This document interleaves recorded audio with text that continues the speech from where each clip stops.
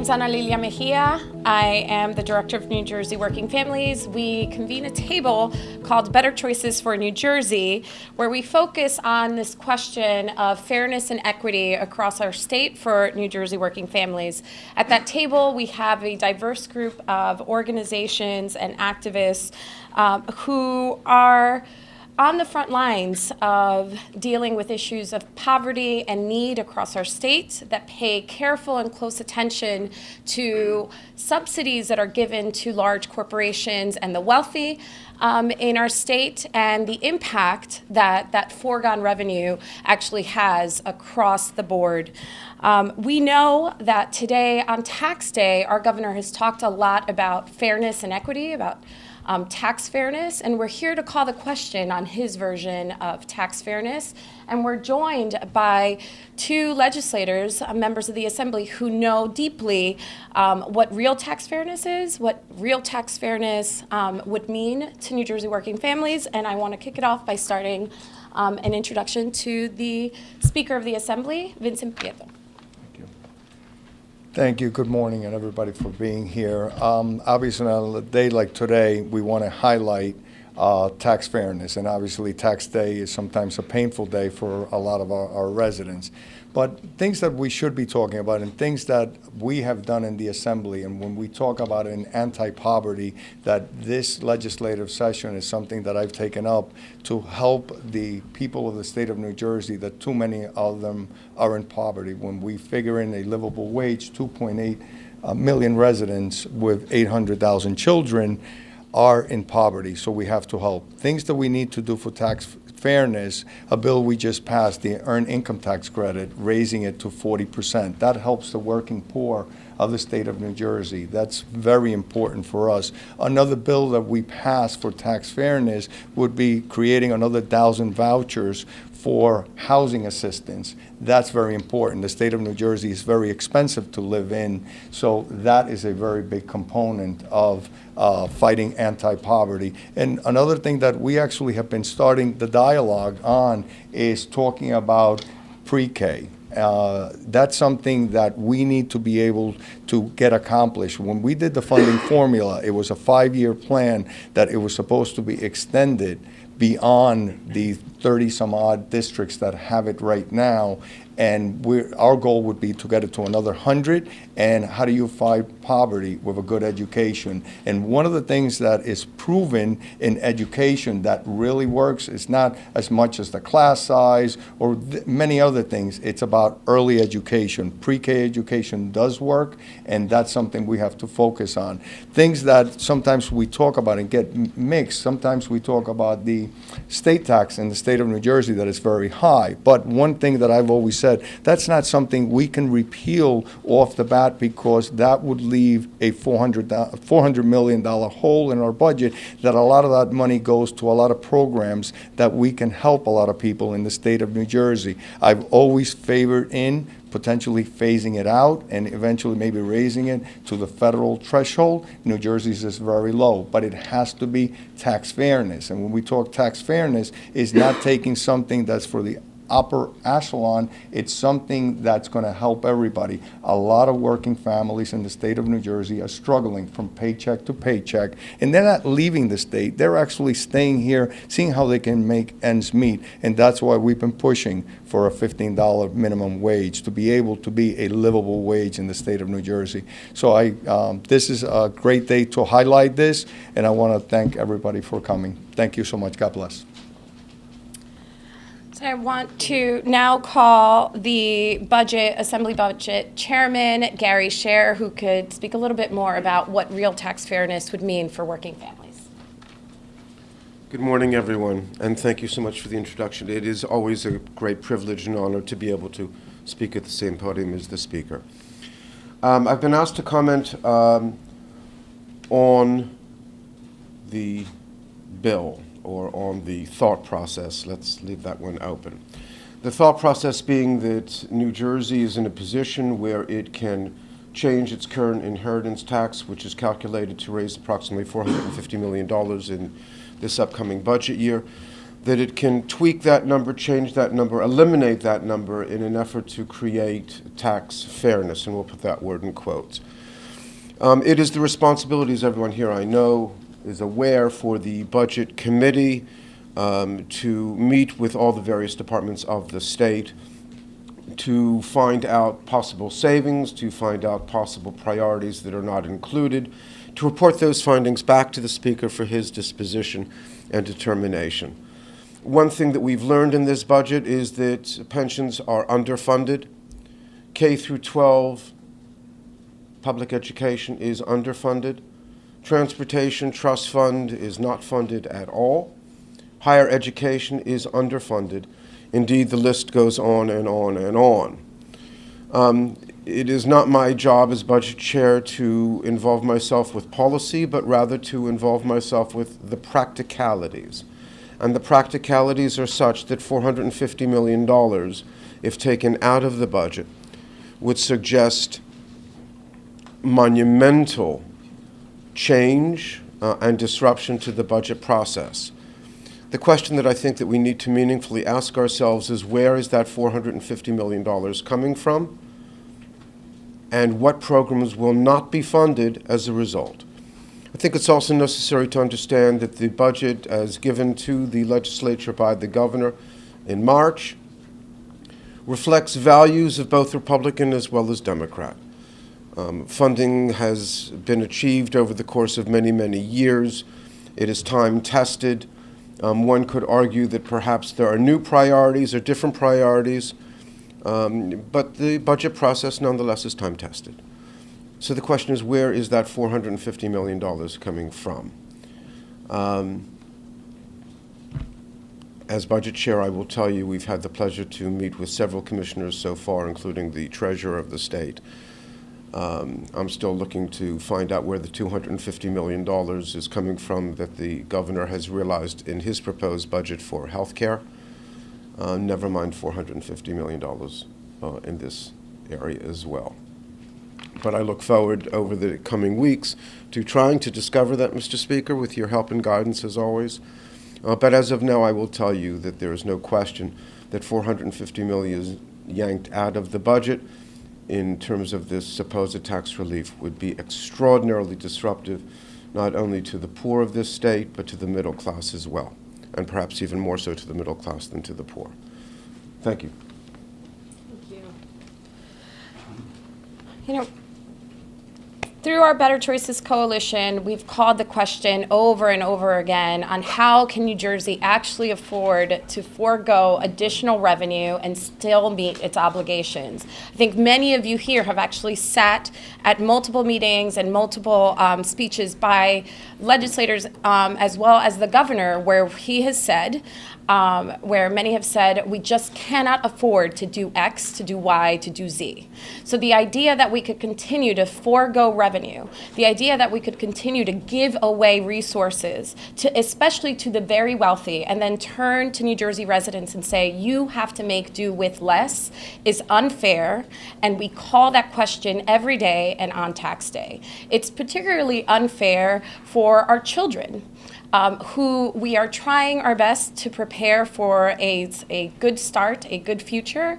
And a key piece is obviously both early education and K through 12 education. And here to speak a little bit about that impact is Wendell Steinhauer from New Jersey Education Association. Thank you. Thank you. Wendell Steinhauer, President NJEA. I represent 200,000 active and retired public school employee. And for 2 decades or more, New Jersey has been digging itself into a budget hole. For a while, it was possible to pretend that it might magically be okay. But anyone who's been watching for the last few years knows that big talk and broken promises won't fix the budget problem. And tax giveaways to the very wealthiest people in the state won't fix the problem either. Take a look around. Our infrastructure is crumbling. Our schools are underfunded. Our county colleges and four-year institutions are rapidly raising tuition to make up for lost state funding. Our pension systems are among the most poorly funded in the nation. And each of those problems hits hardest on the working and middle-class New Jersey families who are the backbone of our economy. Those families make up the vast majority of our state, and they need a lot of things from this legislature. They need better roads, well-funded schools, affordable higher education, and they especially need the state to keep its pension promise. They need New Jersey to get its budget back in balance so they can focus on what matters most to you. But there's one thing most New Jersey taxpayers don't need: another huge giveaway to the very wealthiest people in this state. And at a time in our history when income inequality is growing and wealth is concentrated in almost unprecedented ways, it's unconscionable to give another well, I think it's $600 million, but I'll defer to the budget chair, in tax revenue each year to the few wealthiest families in our state by repealing the tax on inherited wealth. Hundreds of thousands of families across New Jersey are counting on this legislature to fix the state budget the right way, and the members I represent are especially concerned about proposals like this that would slash state revenue to benefit just a few families. My members, they don't have multi-million-dollar homes. They don't need to do estate planning because they won't have all that much to leave behind. They aren't setting up trust funds or charitable trusts. They're just trying to make sure they have enough money to pay their bills and stay in their houses. And they're looking to our elected leaders to keep the promises made to them over a career of public service. They're looking to them to get the state back on the path of fiscal responsibility. Now I ask you, how can New Jersey choose a tax break for the wealthy over keeping its promises to the people who build this state and keep it running every day?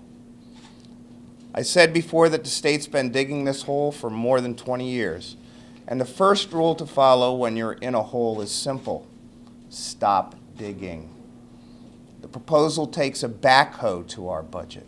It's crazy, and it's up to us to say no. Don't break the budget to benefit a fortunate few. Fix the budget and help us rebuild New Jersey's middle class. Thank you. Thank you. I now want to call Sheila Steinhartson. Sorry. From New Jersey Policy Perspective. I tried. Thank you, and I'm Sheila Reinerson. I'm a senior policy analyst from New Jersey Policy Perspective. On tax day each year, we hear a lot of noise about taxes in New Jersey. The common refrain is simply that taxes are too high or that this is some existential problem that the state must fix. But taxes, as some abstract concept, are not the problem. Quite the opposite. Taxes are the bedrock of what makes New Jersey great, by paying for good roads, clean air, safe communities, and other public goods. The real problem is that New Jersey's tax structure is out of balance. Eliminating the estate tax levied on the wealthiest 4% of heirs would make this problem much worse. As it stands now, poor and middle-class families pay a larger share of their income to state and local taxes than the state's wealthiest families, and that's even with New Jersey's relatively progressive income tax. The bottom 40%, those earning less than $43,000 a year, pay the most, an average of 10% of their income. The top 1%, those with taxable income of $758,000 and higher, pay the least, about 7%. What's more, nearly all of the tax policy changes the state has implemented over the past 7 years have not helped change this equation. Rather, they have allowed those at the top to pay even less, while starving our state of essential revenues needed to meet our obligations, provide essential services, maintain a robust safety net for those who have fallen on hard times, and invest in the building blocks of a strong state economy. Eliminating the estate tax would be another big step in the wrong direction, towards a New Jersey that no longer works for everyone, but instead favors the fortunate few. Proponents of eliminating the estate tax claim that it will help stem an exodus of wealth from the Garden State. The problem is, there is no such exodus. It simply does not exist.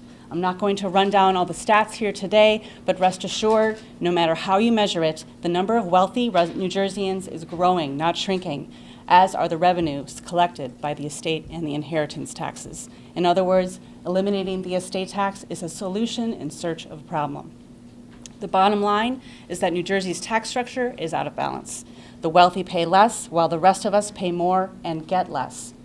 Our policymakers should be working to right that wrong, not pushing for a huge tax cut that would only help heirs and heiresses. Thank you. I would now like to call Jerome Montes he's a business representative from New Jersey Main Street Alliance, who is also going to introduce a business owner, a small business owner from New Jersey. Hello, my name is Jerome Montes. I'm the business representative for the New Jersey Main Street Alliance. We're a coalition of independently owned businesses, about 1,600 strong across the state. I'm here today with one of our business owners, Dan Preston, because the estate tax is bad for small business and it's bad for Main Street, New Jersey. Now, if eliminating the estate tax were truly a tax break for the middle class and for small business, this would actually help the economy. But the people who will benefit from this tax break are really only the wealthiest of New Jersey residents. If you have a trust fund, if you have a multi-million-dollar estate, all right, you're not going to use this tax break to buy more haircuts, to buy more hamburgers. You're not going to use a tax break to send your kids to more piano lessons. You're not going to use a tax break as a down payment on a pre-owned vehicle. If you're the wealthiest of New Jerseyans, you already have the money for that. You already have the money for those types of goods and services. And this is really what drives the economy. This is really what drives our local Main Street economies especially. Now, what New Jersey small businesses need, and Dan will get into this a little bit more, is more money in their pockets. Well, rather, more customers with more money in their pockets. They need safe, prosperous Main Street communities. Eliminating the estate tax takes hundreds of millions of dollars away from services and education that keep our communities safe, healthy, that keep our residents well-educated and well-trained. It would ultimately mean a less prosperous Main Street, and without properly funded communities, our small business suffers as well. So on behalf of the New Jersey Main Street Alliance and small businesses throughout New Jersey, we urge our state legislature to keep New Jersey prosperous. Don't eliminate the estate tax. I'm going to turn it over to Dan Preston. He is a co-owner of a film production company in Princeton. Yeah. Hi, thanks everybody for coming today. Thank you for hosting this event. My name is Dan Preston. I am a co-owner of a video production company based in Princeton called TeleQuest, and I'm on the steering committee of the New Jersey New Jersey Main Street Alliance. As a filmmaker, I work all over the country, and I can tell you that small businesses don't locate in a state because it cuts taxes for the very wealthiest of residents, especially after they die. I mean, it just makes, that's not why we locate in New Jersey. We're in New Jersey because it's in the heart of a huge market, because of the talented workers here, and because of the hundreds of thriving communities with well-funded public services and education.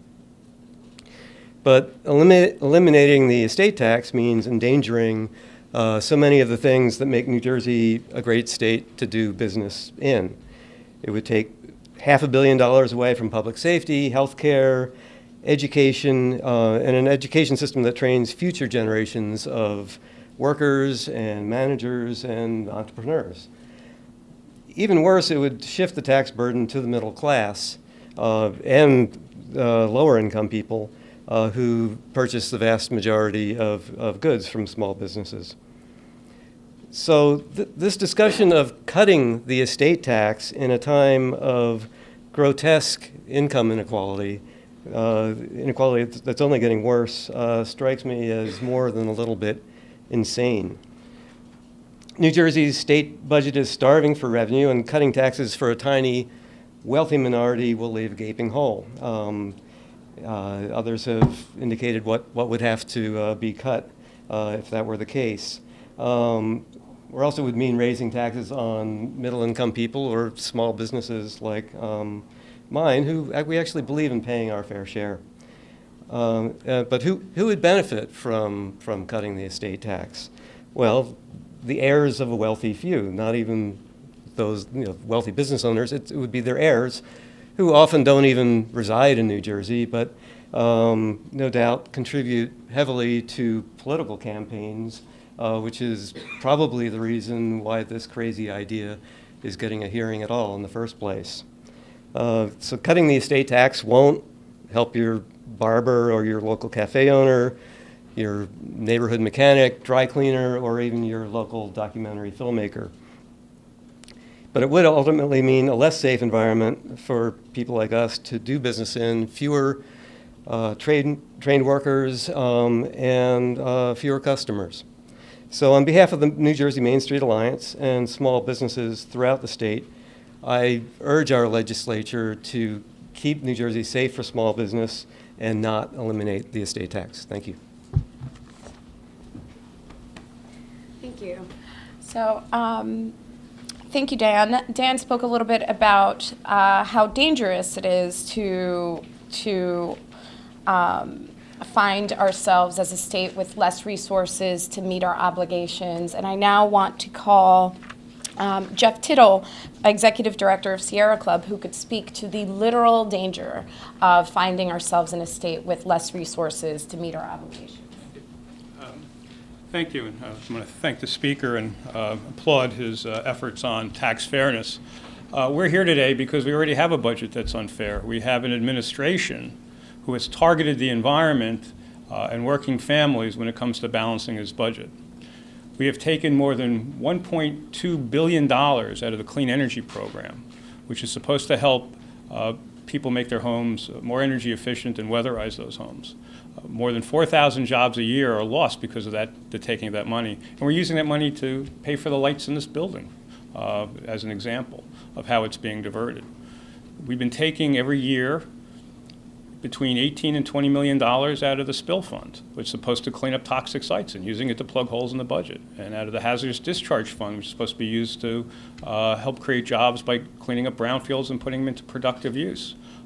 We plugged the hole in our budget by taking $140 million from the Passaic River settlement instead of going back into those communities that have been impacted by that pollution. And the governor's trying to grab the money from the Exxon settlement, which is supposed to help remediate a toxic site that's, affecting communities in New Jersey. And it goes on and on. The point is that if we go forward with another big giveaway to the wealthy, how do we have the money to make the children in our schools healthy? We have no money to fix the lead problem in homes. We have no money to fix the lead problem in schools. It's going to take billions of dollars to fix the lead problems in our drinking water. But yet, we can subsidize companies to move a block or two. We can have tax cuts. We can do all these things. But where's the money we need to make sure that our kids, when they go to school, can learn and not have to be worrying about going to the doctor for blood tests? We have an administration, that has turned what was once the best transit system in the country to one that's falling apart where the wheels are coming off. If we go forward with this tax cut, how are we going to fund New Jersey Transit? It already has a $57 million hole. Fares are going to go up. There's going to be a push to privatize more parks and to log those parks and to sell them off to developers and others for restaurants or hotels. That's what the stakes are. We're here today to stand with the speaker because we know that this only benefits a very small percent of the people in New Jersey. And we need these funds to make sure the DEP can do this job to ensure we have clean air and clean water, that we have people to inspect toxic sites. But we need it more because it's also a way of growing our economy. We have no money for renewable energy, but we've got money for tax breaks. Something is wrong and something is out of balance. So here on tax day, we're saying what the governor's proposing and the elimination of the estate tax is unfair to the people in New Jersey. It will lead to higher fares and service cuts and will actually hurt our economy in the long term. We cannot continue to target our budget on the backs of working families and on the protection of our families from toxic chemicals and to make sure we have clean air and clean water. Thank you.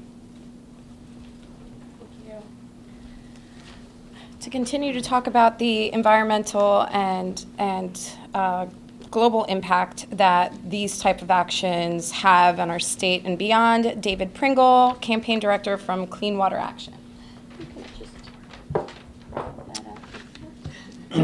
Thanks. We can debate ad nauseum how bad or good the economy is, but there's no debate. It's not strong enough, and we're revenue challenged, and the best solution is to grow the economy. And eliminating the estate tax would make it impossible to fund transit, clean energy, and basic environmental programs that are not only central to public health and the environment, but to a strong, sustainable basic economy. So eliminating the estate tax is not just bad policy, it's bad for the economy. It's bad for public health. It means higher health insurance rates. It means more hospitalizations. It means more kids going to the hospital for asthma. It means problems in our drinking water. It means cardiac disease and the like. And it means a loss of jobs. As Jess attributed, thousands of clean energy jobs have been lost under this governor because of the clean energy cuts. So it's not, and that becomes a self-fulfilling prophecy where not growing the economy, so the revenue is more challenged, so we keep stealing more money, so we keep having job cuts, and on and on. Yet we fund crazy things, like the taxpayers of this state funded South Jersey Gas to move within Atlantic County from one town to another. Hamilton is a struggling town. It lost the headquarters of South Jersey Gas, and South Jersey Gas has nowhere to go. They're a South Jersey utility. They're not going to move out of state. Yet our taxpayer dollars are funding that kind of problem. So on tax day, it's important to remember that public funds support investments that make the life better for all of us, make New Jersey a great place to live and work, and giving those tax dollars away to the people who need it the least is the last thing our legislators should contemplate. So thank you again, Speaker, for your leadership in opposing this. We can talk about tweaks here and there, maybe raising the threshold, making it progressive or whatever, but totally eliminating the estate tax, disproportionately benefiting those that are already disproportionately profiting at the expense of the majority who are struggling is not only morally wrong, but it's economically backward. We need to be making things better, not worse. Thank you. So before calling our last speaker to close us out, to recap a bit, as a coalition, as activists, as New Jersey residents, we're not saying that paying your taxes or contributing to the collective good is a bad thing. We're all responsible citizens here. We all believe in putting in our fair share to ensure public health, public safety, et cetera. Unless anyone in our state is prepared to build their own roads and or own schools or own hospitals and go on it on their own, we know that we all have to chip into the collective to ensure good public services for ourselves and our families. What we are saying is that there is an important point that often gets missed. We need to ensure fairness. We need to ensure fairness across the board so that we are all fairly contributing to the public good. When we don't do that, there is a huge human impact and cost. And I want to call someone who knows very closely, very deeply, the impact that having less resources has on families, on children, and the impact that just a little bit more resources mean to the most needy in our state. Serena Rice from the Anti-Poverty Network. Thank you, Anna Lulia. Morning. My name is Serena Rice, and I'm the Executive Director of the Anti-Poverty Network of New Jersey, a statewide education and advocacy organization dedicated to the prevention, reduction, and we hope eventually the elimination of poverty in New Jersey. Our work is focused on promoting solutions to poverty, and we understand that that's not a simple task. It means building an understanding of the historic and economic and structural causes of poverty and exploring societal and policy remedies. But it also has to mean investing. It's just unavoidable. If you really want to move the needle on persistent poverty in New Jersey, and when I talk to leaders on both sides of the aisle, everyone agrees this is important for our state. We can't have 2.8 million residents in our state struggling just to make ends meet every day.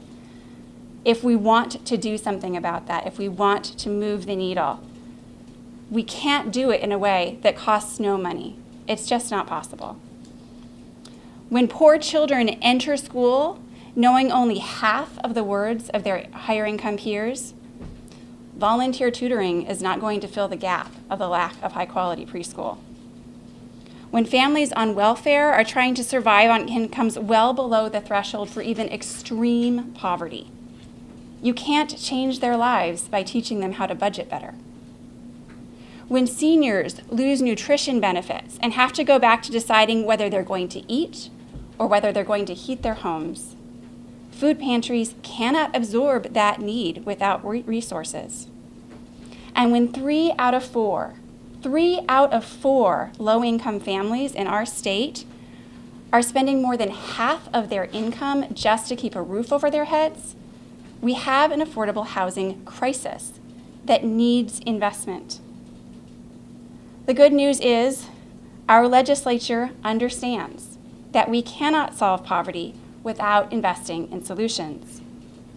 Under the leadership of the Speaker, this session, leaders in both the Senate and the Assembly have seen the critical need for ambitious anti-poverty programs to address the growing number of New Jerseyans who are struggling to make basic needs. And in recent months, they've put forward a number of important bills that will make a real difference. The Speaker alluded to those, to a number of those bills. But this agenda will only work if we protect the resources New Jersey needs to support these efforts. These necessary investments will be difficult, if not impossible, to make if New Jersey surrenders the revenue we need to even maintain the services we already have. Our state is at a crucial decision point that will have a powerful impact on whether New Jersey can actually reverse our growing poverty trend. Will we promote an anti-poverty agenda but then undercut it when we get down to dollars and cents? Or will we protect critical investments and the revenues that fund them so that no New Jerseyan has to be trapped in a life of poverty?